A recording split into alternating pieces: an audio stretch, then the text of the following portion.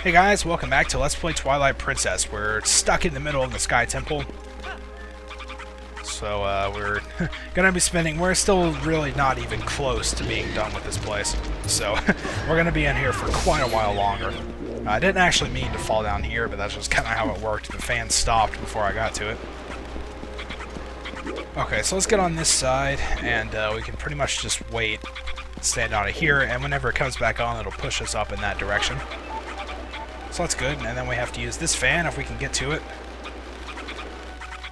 No, not quite good enough. Oh, you gotta... My Uka is left up there. Oh well, that's probably why they provide you with this one down here. Just kind of on the wall for no random reason. Nope, nope, get back up here.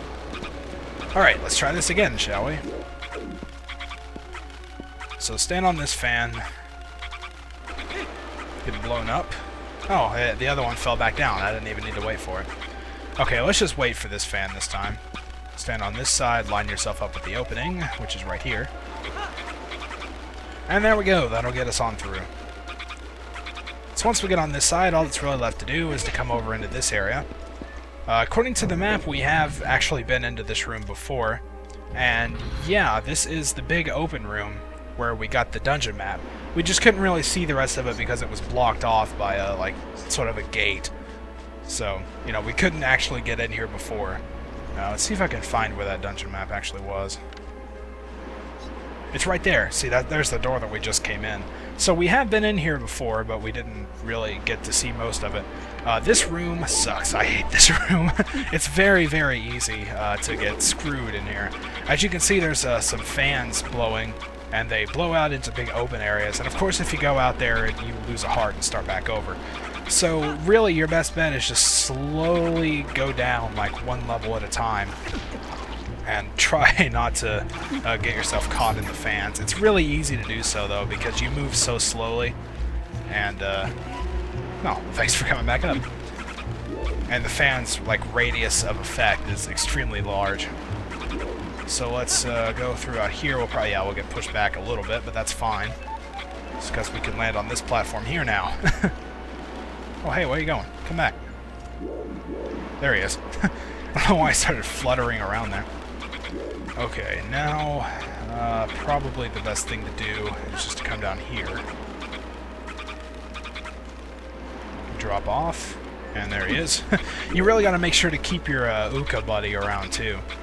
There are a few of them scattered around in case you do lose them, but I'd say there's probably a pretty good chance that you could just get stuck without one if you do happen to lose the one that you started out with, so it's nice to just be safe about it. But eventually we come down here, and this should be, yeah, this is the very bottom floor. This is the basement 3. And in here is a small round room that looks like a dead end. So of course something cool is going to be in here, right? Anyway, we come in, the door locks behind us, furthering our suspicions that this is an awesome room. So there's a fan blowing up here. If we look up, there's a chandelier to grab onto, but our weight alone doesn't really do anything because the fan's pushing up. So we need to get out our iron boots and put them on while hanging. And that'll of course stop the fan so we can drop on down. Any day now. Alright, there he goes. So now we drop down from here and land. We still have our iron boots on, but that doesn't matter. So Link looks around suspiciously. Whoa, what was that? Holy crap.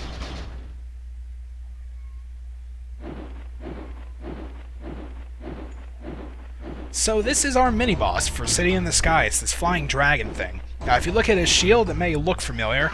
His shield is actually a Clawshot target, so that's really a big hint on what you need to do. So first things first, let's take off our iron boots so we don't get really slow. And basically, all you have to do with this guy is just wait around, and he'll eventually like expose his shield like this. Grab on with the claw shot, hit him. What I like to do is do a sword combo rather, then hit him with the shield attack. You can do another 4 like that, which will automatically start the next phase. So, yeah, that's the quick, easy way to do this. He's going to fly out, and he'll appear in one of the 3. Just look for him, and then do the same thing again. This is really a painfully quick and easy boss fight. Oh, wow, screwed up the shield attack. Nice. Oh, man, that sucks. I should have got him right there. I don't know why he didn't do the shield attack. I guess I just wasn't pressing it enough. Oh, there he is. Wait, where'd he go? Oh, there he is again. Alright, he flew back out, I guess. Yeah, see, one more hit would have got him there. That kind of sucked, but whatever. These guys are actually going to be encountered as regular enemies later. This one's actually twice as strong as the rest of them for some reason. Like, the regular enemies that you encounter after this point will just be taken down by 2 of the 4 sword combos. So you can just drag them down in one phase and kill them. So those guys actually really aren't that bad, even though they seem like, you know, pretty quick and agile. So now that we've defeated him, of course the treasure chest appears, and we're going to get this dungeon's item. I wonder what it could be. Maybe it's like the Deku leaf or something. So we open up this treasure chest to find another Clawshot. So combined with the one you already have, they're called the double Clawshots, which is awesome. So with the double Clawshots, that opens up a plethora of things to do in this dungeon. We can pretty much just do a whole bunch of like Spider-Man things. So we can grab onto one of these targets and drop down, and as you can see, we have a Clawshot in the other hand now. So, you know, we can go to another target from here. This gives us a ton of mobility in this place. So if we go to the one across from there and then look up, we can see there's some ivy from the fan that we entered through. So we just grab onto it and climb our way back up, and that's how you get out of this room. And now, basically, when we came in here the first time, our task was to go down this big open room. Now our task is to go back up it, and actually going back up is a lot easier. So we come out here and we're on the very bottom level once again. As you can see, there's a bunch of huge Clawshot targets everywhere, so it's pretty obvious what we need to be doing. So we grab onto one, grab onto the other, and we can make a big chain this way, which is really cool. I love the double Clawshots. They're such an awesome item.